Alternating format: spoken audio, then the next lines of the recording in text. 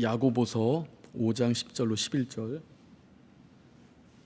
자, 우리 함께 합독하시겠습니다. 시작.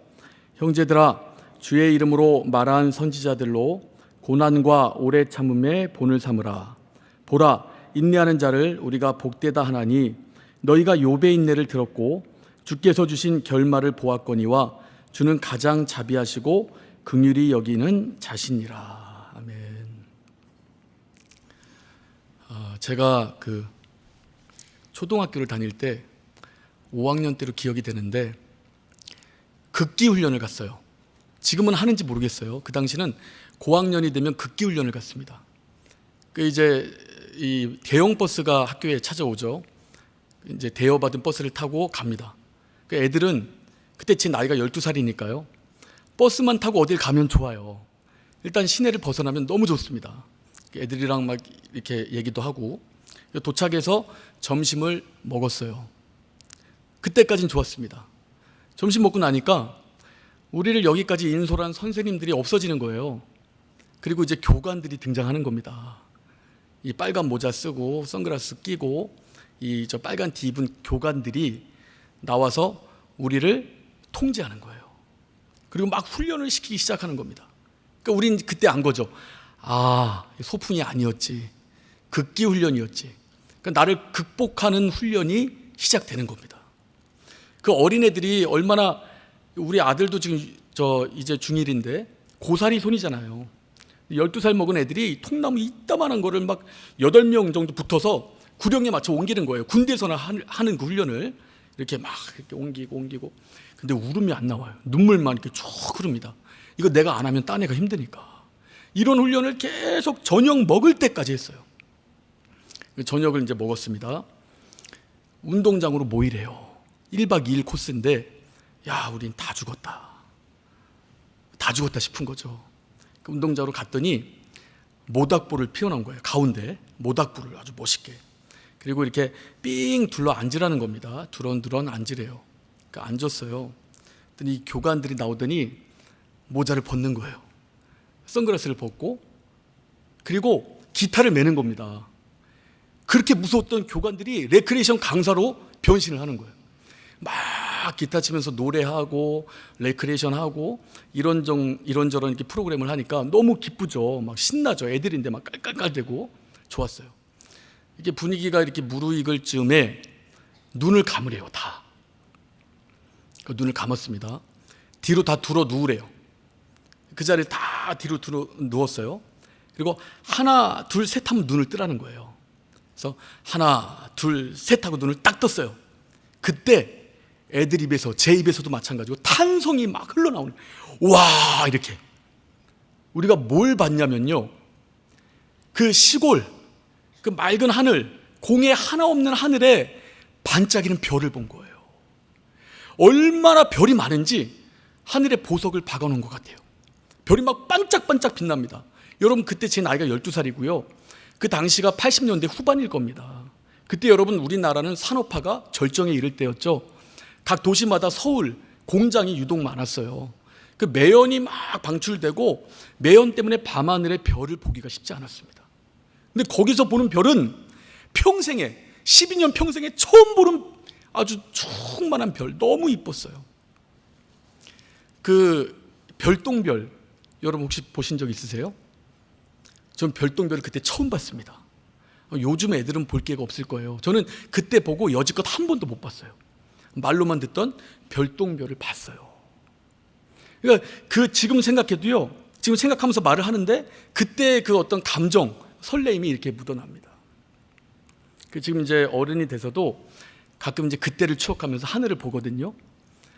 근데 뭐 별도 없어요. 요즘에는 왜 이렇게 미세먼지가 많은지 그냥 희뿌옇고 그냥 거무튀튀하고 뭔가 낭만이 없어요. 제가 컸기 때문에 어릴 때 감수성이 없는 그런 이유도 있겠죠.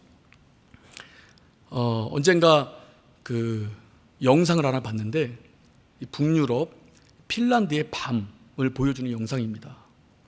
그럼 핀란드 아시죠?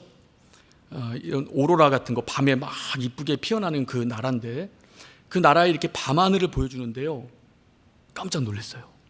별이 너무나 많습니다. 막 쏟아질 것 같은 별들이 있는 거예요. 마치 제가 극기훈련 갔을 때 거기서 봤던 별을 보는 듯이 너무 이렇게 그때 어떤 감정이 살아나는 것처럼 기뻤어요. 근데 이 별을 보자 하니까 과연 우주에는 별이 몇 개나 있을까 궁금해져요. 그래서 우린 또 궁금하면 못 참죠. 쳐봤습니다. 네이버에 이 우주에 별이 몇 개나 있나요?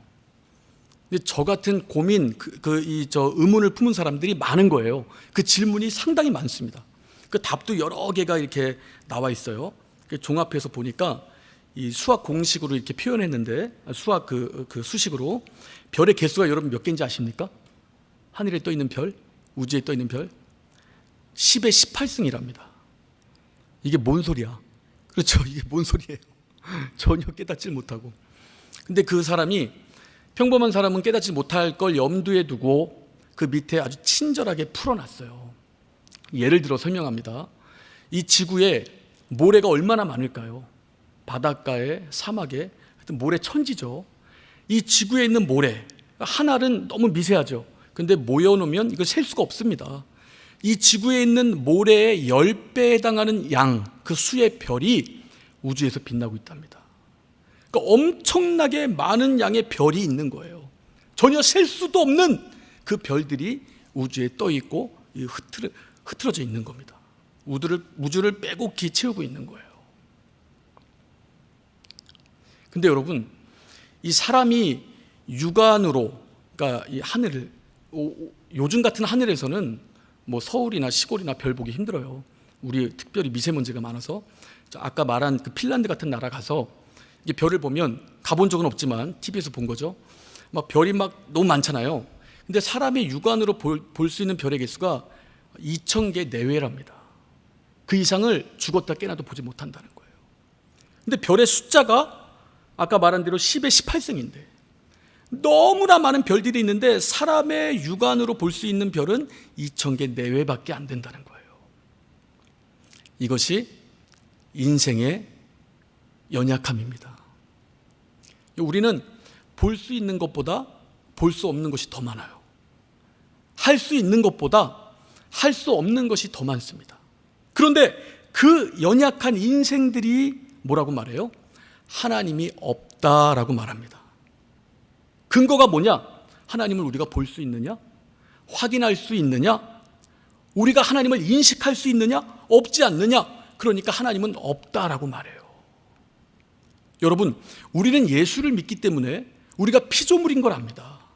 피조된 피조물이 창조하신 창조자가 없다, 존재하지 않는다라고 해서 하나님이 사라집니까? 하나님이 없어지는 분입니까? 아니죠. 여러분, 인생은 연약합니다. 아까 말씀드린 대로 보는 것보다 보지 못하는 것이 더 많아요. 그러니까 우리는 하나님을 우리 스스로 발견해낼 수 없습니다. 하나님이 보이지 않아요. 우리 스스로의 힘으로 하나님을 만날 수가 없어요. 마치 별이 우주에 가득 차 있는데 우리 눈으로는 2,000개 내외밖에 볼 수 없는 것과 같은 거예요. 그래서 하나님이 우리 가운데 찾아오시는 겁니다. 하나님이 우리 가운데 다가오시는 거예요. 하나님이 우리를 만나러 와주시는 겁니다. 여러분, 이것이 기독교와 우상을 섬기는 사람들과의 큰 차이예요. 우상을 섬기는 사람들은요, 우상을 만들어 놓고 자기들이 찾아갑니다. 근데 하나님은 우리가 하나님을 찾을 길이 없어요. 인생이 연약해요. 하나님 앞에 나아갈 길이 없습니다. 그래서 하나님께서 우리 가운데 다가와 주시는데, 그 다가와 주시는 하나님과 우리가 만날 수 있는 방법을 하나님은 믿음이라고 표현하시는 거예요. 우리 가운데 믿음을 주시는 겁니다. 여러분, 히브리서 11장 1절을 보면 믿음은 바라는 것들의 실상이요 보지 못하는 것들의 증거니 이로써 많은 선진들이 증거를 받았느니라. 믿음으로 모든 세계가 하나님의 말씀으로 지어진 줄을 우리가 아나니. 그러니까 여러분, 모든 세계가 하나님 말씀으로 지어진 줄을 우리가 어떻게 알아요? 믿음으로 안다 이 말이에요. 그러니까 믿음이 아니고는 이 창조된 세계, 그리고 더 나아가서 하나님이 창조자 되신다는 그 사실을 모르는 겁니다. 절대 알 수가 없어요. 인간의 연약함이죠. 그 믿음으로 창조주 하나님을 알게 된다는 거예요. 또 2000년 전에 우리 주님께서 이 땅에 오셨어요. 그리고 우리 위하여 피 흘리시고 죽으십니다. 우리 죄 때문에, 죄 없는 분이 우리 죄 때문에 피 흘리고 죽으셔요. 그리고 그는 죄가 없기 때문에 부활하십니다. 이것을 우리는 복음이라고 말합니다. 그렇죠? 여러분, 이 복음을 우리가 영접하는 방법이 뭡니까? 믿음이에요. 다시 말하면 그 복음의 주체, 우리 주 예수를 만나는 방법이 무엇인가? 믿음입니다. 우리의 구세주 예수를 만나는 방법이 무엇인가? 믿음입니다. 그러니까 창조주 하나님을 만나는 방법도 믿음, 우리를 구원한 구세주 예수를 만나는 방법도 믿음이다 이 말이에요. 그러니까 믿음이 너무나 중요한 겁니다. 그래서 성경은 말합니다. 주 예수를 믿으라. 그래야면 너와 네 가정이 구원을 얻는다. 이렇게 말씀하시고, 고린도전서에는 예수 그리스도 우리가 믿는 믿음을 유대인들은 그들은 그 복음이 싫어요. 그러니까 그들에게는 거치는 것이 돼요. 그리고 이방인에게는 미련한 것이 된다. 이렇게 말씀합니다. 그런데 오직 부르심을 받은 우리에게는 그리스도는 하나님의 능력이요 하나님의 지혜다. 이렇게 성경은 말씀한다 이 말이에요. 그러니까 믿음이 있는 사람들, 여러분, 하나님은 그들을 하나님을 만날 수 있는 유일한 능력을 가진 자들로 인정한다는 겁니다. 믿음 있는 사람들, 하나님은 그들을 하나님을 만날 수 있는 유일한 지혜를 가진 사람들로 인정한다는 거예요. 그러니까 많은 사람들은 육체의 연약함 때문에 하나님을 보지 못하지만 우리는 우리 가운데 찾아오신 그 하나님을 믿음으로 만난다 이 말이죠. 그 믿음, 너무나 소중한, 너무나 귀중한 그 믿음. 여러분, 성경은요 계속 믿음을 말하고 이 믿음을 지닌 자들이 어떤 변화를 겪는가를 말하고 있습니다. 예를 들면 베드로가 주님을 만납니다. 여러분, 주님을 만나기 전에 베드로의 마음의 중심에는 물고기가 있었어요. 무슨 말인가? 어떻게 하면 어획량을 늘릴까? 어떻게 하면 물고기를 많이 잡을까? 그 생각이 가득했을 겁니다. 근데 예수님을 만나고 사람을 낚는 어부로 변화되죠. 그리고 그가 성령을 받고는 완전히 자기 뜻과 자기 생각과 자기 주장을 내려놓습니다. 그 중심, 비워진 중심에 하나님의 뜻을 채우고 하나님 말씀을 채워놓는다 이 말이에요. 성령께서 원하실 때 자기 생각과 자기 뜻과 하나님의 뜻이 상충될 때 하나님의 성령의 능력으로 자기 뜻을 비워내고 하나님 뜻을 그 중심에 채우고 하나님 뜻대로 살아낸다 이 말이에요. 우리가 오늘 읽은 이 본문의 저자가 야고보입니다. 이 야고보는 주의 제자 야고보가 아니고요, 주의 동생 야고보예요. 그러니까 이 야고보가 예수 믿기 얼마나 힘들었을까요? 예수님이 형인데 몇십 년을 같이 살아왔는데 그분이 구주래요. 엄청나게 힘들었을 겁니다. 그런데 이 야고보는 하나님의 성령으로 변화가 돼요. 완전히 변화가 됩니다. 그래서 우리 야고보서 1장 1절을 보면 하나님과 주 예수 그리스도의 종 야고보는 이렇게 표현합니다. 그러니까 하나님의 종이다, 나는 주 예수의 종이다, 나는, 이렇게 표현하는 거예요. 다시 말하면 우리 하나님이, 우리 주 예수가 나의 주인이시다, 이렇게 표현하는 겁니다. 종은 주인의 말에 절대적으로 순종하죠. 야고보서의 내용을 보세요. 하나님의 말씀에 순종하는 삶, 믿음이 있다면 행함으로 그의 믿음이 드러난다. 그것이 전체 주제를 이룹니다. 이 변화된다 이 말이에요. 믿음을 가진 사람은 변화됩니다. 믿음은 사람을 변화시키는 거예요. 여러분, 우리도 믿음이 있죠. 우리가 하나님께 기도합니다. 제가 이 기도에 관한 책을 읽다가 너무 감동되는 이 문장이 있어서 좀 적어왔는데요. 자, 읽어드릴게요. 사실 기도는 내 뜻대로 하나님이 일하시는 것이 아닙니다. 하나님 뜻대로 내가 살 수 있기를 구하는 것입니다. 그러므로 기도를 통하여 변하는 것은 하나님이 아니라 나입니다. 기도할 때 내가 점점 변모됩니다. 내가 점점 하나님을 닮아가고 하나님을 알아가고 하나님을 느끼게 됩니다. 여러분, 기도할 때 변하는 건 나예요. 내 뜻대로 하나님이 일하시는 것이 아닙니다. 우리가 기도를 하나님 뜻대로 하면 내가 변화되어져 간다 이 말이에요. 믿음의 사람들이 변화되어져 가듯이 내가 변화되어져 가요. 믿음이 깊어질수록, 기도가 깊어질수록 내가 변하는 겁니다. 할렐루야. 여러분, 하나님 주신 믿음을 간직하시기 바랍니다. 그래서 믿음의 능력으로 내가 얼마나 하나님 뜻대로 변해가는지 한번 체험해 보세요.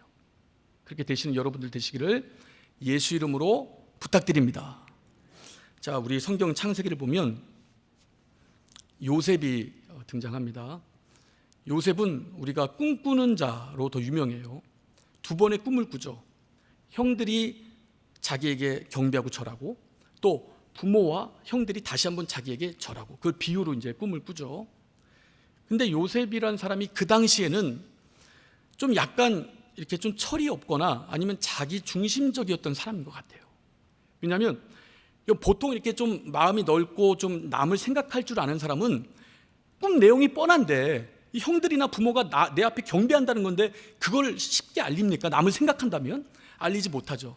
하나님 주신 꿈이라도 내가 고이 간직하죠, 어느 순간까지. 근데 꿈을 꾸자마자 형들에게 알립니다. 그걸 누가 좋아해요? 그 들은 형들이 좋아하겠어요?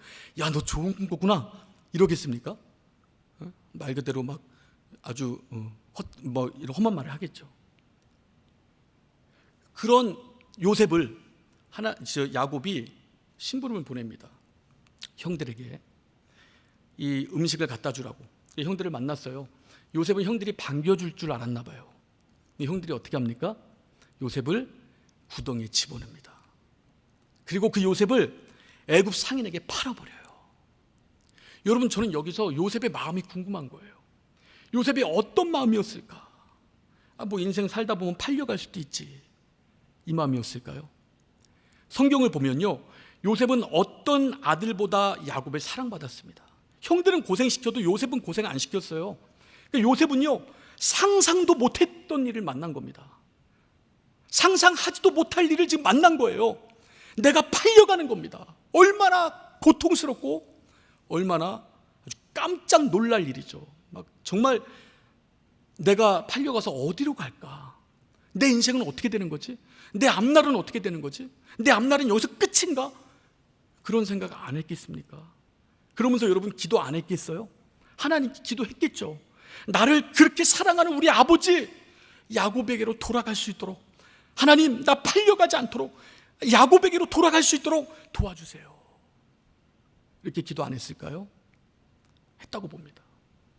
그런데 요셉의 기도는 응답되지 않아요. 요셉은 팔려갑니다. 보디발의 가정에 종으로 팔려가요. 근데 요셉은 그 안에서 정직과 성실로 하나님을 섬기죠. 그러니까 이 팔려가는 과정에서 요셉이라는 사람이 많이 변한 것 같아요. 그래서 하나님 앞에 딱 서 있는 인물이 됩니다. 그러니까 보디발이 그걸 보고 모든 가정의 집안일을 다 맡겨버립니다. 근데 요셉이 용모가 준수했나 봐요. 보디발의 아내가 딱 반했어요. 그래서 추파를 던집니다. 그런데 요셉은 꼼짝하지 않고 냉정하게 거절하죠. 그러니까 보디발의 아내가 화가 나니까 어떻게 해요? 요셉에게 누명을 쓰이고 감옥에 집어넣으려고 합니다. 그때 요셉 마음이 어땠을까요? 뭐 인생 살다 보면 감옥 한두 번 가는 거 아니야? 그랬을까요?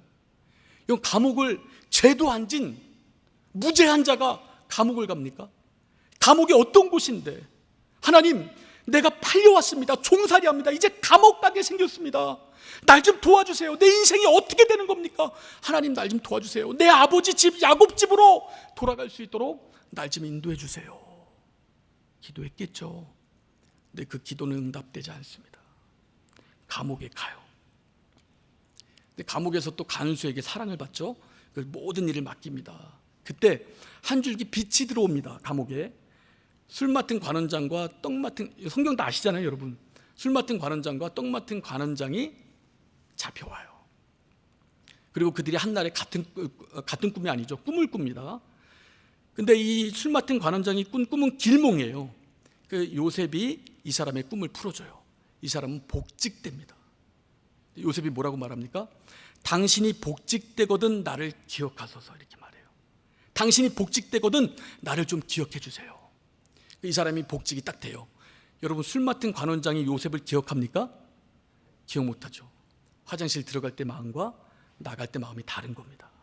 근데 요셉은 과연 술 맡은 관원장을 잊을 수 있었을까요?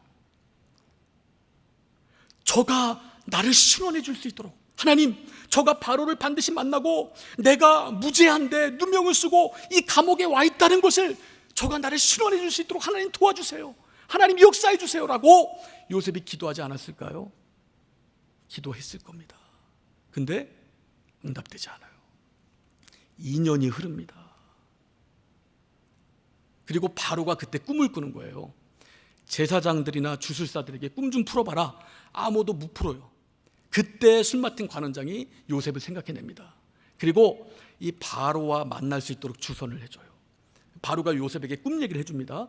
요셉은 그 꿈을 풀어버려요. 그러니까 바로가 뭐라고 합니까? 이 같은 자가 어디 있느냐? 네가 애굽의 총리가 되라, 이렇게 말합니다. 근데 여기서 요셉이 과연 하나님, 나 애굽 총리 되게 해주세요, 한 번이라도 기도했을까요? 언감생심 그런 기도 어떻게 합니까? 감옥에 갇혀진 죄수인데 그런 기도 못하죠, 여러분. 어떻게 합니까? 근데 이가 총리가 돼요. 그리고 이 바로가 꾼 꿈대로 7년간 풍년이 임할 때 모든 식품들을, 그 식료품들을 다 이렇게 잘 보관을 하죠. 그리고 그 뒤로 바로 7년간의 흉년이 몰아닥칩니다. 그때 애굽은 준비가 잘 돼 있어서 풍요롭지만 그 주위 나라들은 다 죽어가고 굶어 죽어갑니다. 그때 야곱이, 야 얘들아, 저 애굽에는 식량이 있다더라, 가서 좀 갖고 와라, 우리 다 굶어 죽게 생겼다. 그 이제 형제들을 보냅니다. 형제들이 요셉을 보고 어떻게 해요? 경배하죠. 요셉은 형들을 알아봐요. 형들은 요셉을 모릅니다. 그냥 보내요. 일단 음식을 주고 하나만 잡아놓고, 그리고 다시 옵니다. 다시 또 경배해요, 요셉 앞에. 요셉은 알죠, 형들은 몰라요. 요셉의 꿈이 이루어지는 순간이죠. 근데 여러분, 요셉이 감정을 이겨내지 못합니다. 막 울어요. 막 슬피 웁니다. 울음을 주체하지 못해요. 그리고서 이제 비로소 깨달은, 형들이 자기에게 무릎 꿇고 경배하는 것을 보고 깨닫는 거예요. 하나님의 뜻을 깨닫는 겁니다. 그 깨달은 바를 이들에게 고백합니다. 그 내용을 한번 볼까요? 우리 창세기 45장 5절 한번 보겠습니다. 자, 시작. 당신들이 나를 이곳에 팔았으므로 근심하지 마소서, 한탄하지 마소서. 하나님의 생명을 구원하시려고 나를 당신들 앞서 보내셨나이다. 그러니까 형들은 나를 팔았지만 하나님께서 선한 길로, 하나님의 뜻대로 나를 인도하셨습니다, 이렇게 고백합니다. 근데 여러분, 그 과정에 요셉은 너무나 힘들었어요. 너무나 괴로웠습니다. 너무나 고통스러웠고 너무나 큰 고난을 당했어요. 너무나 힘들었습니다. 그 과정을 겪는 그 요셉의 마음 상태나 육체나 너무 힘들었어요. 그러나 결과적으로는 그 일들을 통해서 하나님의 뜻이 이루어집니다. 하나님의 뜻이 이루어져요. 요셉이 애굽의 총리가 돼요. 근데 여러분, 하나님이 요셉 너 고생했다, 정말 많은 고생했으니까 너 이제 총리 돼서 명예 누리고 복락 누리고 이 물질 좀 많이 소유해라, 이런 목적으로 요셉 총리 세웠을까요? 그것이 하나님의 뜻일까요? 아닙니다. 하나님의 뜻은 야곱과 그 70명의 자손들, 그들을 요셉을 울타리 삼아서 보호하고 싶은 거예요. 고센 땅에서. 그리고 400년이 흐릅니다. 이들이 200만이 돼요. 하나님의 섭리가 이제 찰 그 시기가 되니까 이들이 출애굽을 합니다. 그리고 광야 40년을 거치고 가나안 땅에 들어가요. 그곳에서 이스라엘 백성들이 육성되어지고 거기서 예수 그리스도가 나실 길이 탄생되게 됩니다. 그러니까 하나님은 이 뜻을 가지고 계신 거예요. 이 뜻을 이루기 위하여 요셉과 동행하신 겁니다. 그러니까 요셉이 엄청나게 힘들고 고단하고 고통스러운데, 그 고통 가운데, 고단 가운데, 그 고난 가운데 하나님이 일하신 겁니다. 결국 하나님이 일하신 거예요. 하나님은 여러분, 우리 고통 가운데서도 일하십니다. 여러분, 요셉이 기도하는 것마다 다 응답되지 않았어요. 팔려갈 때, 팔려가고 싶은 사람이 누가 있습니까? 하나님 도와주세요, 팔려갑니다. 하나님 도와주세요, 종이 됩니다. 하나님 도와주세요, 감옥에 갑니다. 하나님 도와주세요, 2년 동안 나오지 못해요. 하나님 도와주세요. 근데 기도하지도 않았던 애굽의 총리가 된다, 이 말이에요. 그러니까 요셉의 기도는 하나도 응답이 안 되는데 하나님의 뜻은 이루어진다 이 말이에요. 요셉의 기도와 하나님 뜻이 반대로 갑니다. 여러분, 이런 상황들이 우리 삶 가운데 상당히 많아요. 우리가 기도하는 것마다 왜 내 뜻대로 응답이 안 되지? 왜 내 마음에 들게끔 응답이 안 오지? 내가 원하는 응답이 왜 안 오지? 여러분, 하나님의 뜻과 내 뜻이 상충되기 때문에 그렇습니다. 그때 고통을 당하는 거예요. 고난을 당합니다. 그런데 결국엔 하나님의 뜻이 이루어져요. 하나님의 뜻이 이루어지고, 그리고 깨달아집니다. 아, 이것이 하나님의 뜻이었구나. 요셉이 형들을 보고, 자기 앞에 무릎 꿇고 경배하는 그 형들을 보고 하나님의 뜻을 깨닫는 것처럼, 우리 오늘 읽었던 이 야고보서 5장 10절 11절 다시 한번 읽겠습니다. 자, 시작. 형제들아, 주의 이름으로 말한, 다시 시작. 형제들아, 주의 이름으로 말한 선지자들로 고난과 오래 참음의 본을 삼으라. 보라, 인내하는 자를 우리가 복되다 하나니 너희가 욥의 인내를 들었고 주께서 주신 결말을 보았거니와 주는 가장 자비하시고 긍휼히 여기는 자시니라. 그러니까 선지자들이 고난을 당했지만 그들이 오래 참았다. 그들의 모습을 보고 너희가 본받아라 라고 말합니다. 그리고 샘플 하나를 보여줘요. 그것이 바로 욥입니다. 너희가 욥의 인내를 들었고 이렇게 말하죠. 욥이 어떤 자였는가? 욥기 1장 1절 한번 볼까요? 자, 함께 읽겠습니다. 시작. 우스 땅에 욥이라 이름하는 사람이 있었는데 그 사람은 순전하고 정직하여 하나님을 경외하며 악에서 떠난 자더라. 욥이란 사람이 있었는데 그 사람은 순전해요, 정직해요, 하나님을 경외하며 악에서 떠난 자입니다. 근데 마귀가 이를 건들죠. 여러분, 마귀는 하나님을 대적하지 못합니다. 그 대신 하나님의 사랑을 받는 존재들을 대적해요. 그러니까 하나님께 욥을 참소하고 이 방해하는 겁니다. 우린 다 내용 알죠. 욥의 종들이 죽고 재물 빼앗기고 아들 딸도 죽습니다. 우리 이 성경 읽을 때 아, 그랬다더라. 여러분, 내 문제로 한번 보세요. 내 문제로. 내가 아침에 눈 떴는데 그날 우리 집이 파산했어요. 압류당했어요. 사업이 망했어요. 직장 잘렸어요. 우리 애들이 다 죽은 거예요. 여러분, 이거 어떻게 견딥니까? 이 고통을, 이 고난을 어떻게 견뎌요? 이거를. 요셉이 이런 상황을 맞이한 겁니다. 이게 끝이 아니죠. 며칠 만에 이 요셉이 병듭니다. 마귀가 또 한 번 참수하는 거예요. 욕창이 나죠. 뭐 이렇게 기아장으로 팍팍 긁어도 시원하지가 않아요. 그때 부인은 하나님 욕하고 죽으라 떠나고, 친구들 4명이 오죠. 그 친구들 3명은 위로를 해줘야 되는데 논쟁을 합니다. 욥아, 네가 하나님께 잘못한 게 분명히 있다. 야, 하나님이 죄인이 아닌 사람을 이렇게 고통스럽게 할 리가 있냐? 넌 의인이 아니고 죄인이다. 그러니까 네 죄를 회개해라. 네 죄가 뭔지 빨리 알아봐라. 그러니까 욥은 지금 황당한 거예요. 너무 힘든 겁니다. 그래서 욥이 자기 심경을 표현하는데 우리 욥기 23장 1절로 4절 한번 보겠습니다. 같이 읽겠습니다. 시작. 욥이 대답하여 가로되 내가 오늘도 혹독히 원망하니 받는 재앙이 탄식보다 중함이니라. 내가 어찌하면 하나님 발견할 곳을 알고 그리하면 그 보좌 앞에 나아가서 그 앞에서 호소하며 변백할 말을 입에 채우고. 뭡니까? 하나님이 원망스럽다는 거예요. 재앙이 너무 커서 이제 탄식도 중단됐다는 겁니다. 이제 막 하나님 앞에 아우성치는 그것도 이제 중단된 거예요. 그래서 내가 하나님을 발견했으면 좋겠다. 그 보좌 앞에 나가서 내가 변론하고 싶다. 왜? 욥기의 주제는요, 왜입니다. 왜 내가 이런 일을 당합니까? 왜? 하나님, 내가 왜 이런 일을 당해야 되죠? 너무나 큰 고난, 너무나 큰 고통, 내가 왜 이런 일을 당해야 됩니까?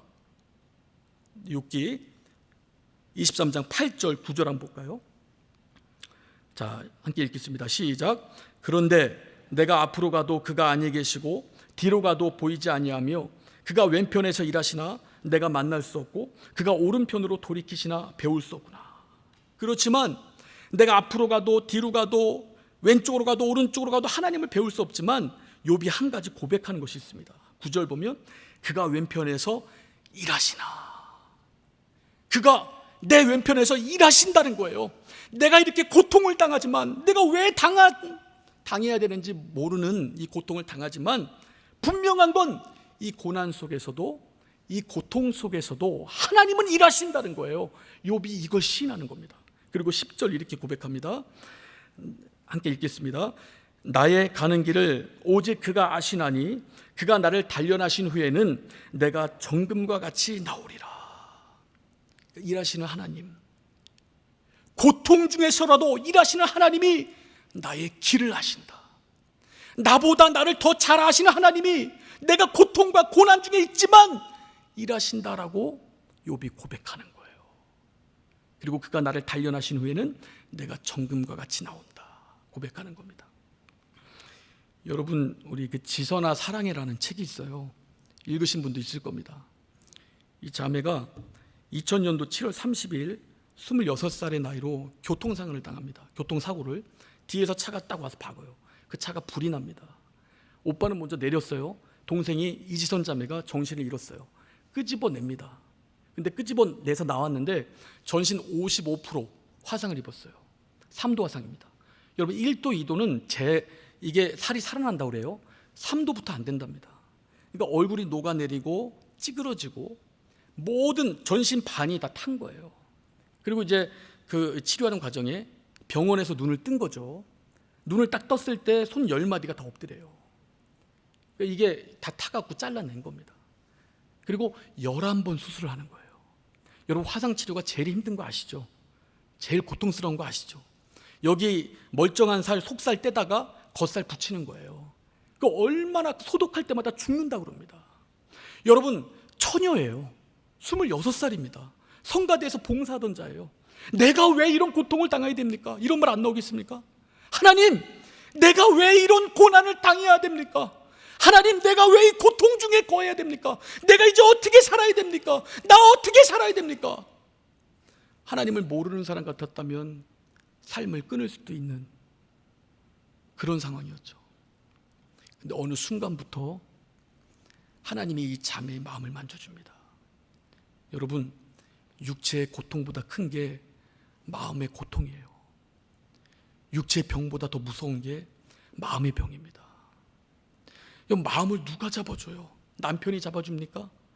자녀들이 잡아줍니까? 옆에 친구가 잡아줍니까? 아무도 못 잡아줘요. 남편이 당신 사랑해, 이겨내, 괜찮아, 이 고통 이겨내, 당신 정신적으로 힘들지, 이겨내, 괜찮아, 내가 있잖아. 아무리 그런 말을 100번 1000번 해도 내 마음이 일어서질 않아요. 내 마음이 살아나질 않습니다. 마음을 붙들어 주시는 그 하나님이 내 심령과 마음을 붙들어 줄 때 비로소 마음이 살아나게 된다 이 말이에요. 이지선 자매의 마음이 살아납니다. 그리고 그 일그러진 녹아내린 얼굴을 가지고 간증을 하기 시작해요. 하나님이 고통 중에서 일하셨다, 고난 중에서 일하셨다 간증합니다. 이것이 교계에 퍼지고 많은 교회들을 다닙니다. 이 자매의 간증을 듣고 많은 사람들이 살아나요. 마음이 살아납니다. 지금은 저 부산에 있는 한동대학교에서 교수를 한다고 제가 최근 좀 소식을 들었는데, 여러분, 우리 성도님들 중에 고통당하는 분들이 있을 거예요. 마음의 고통, 정신적인 고통. 죽고 싶다, 죽고 싶다, 정말 죽고 싶다. 하나님이 계신가? 하나님이 일하시나? 중요한 건 고통 중에서 하나님이 일하신다는 겁니다.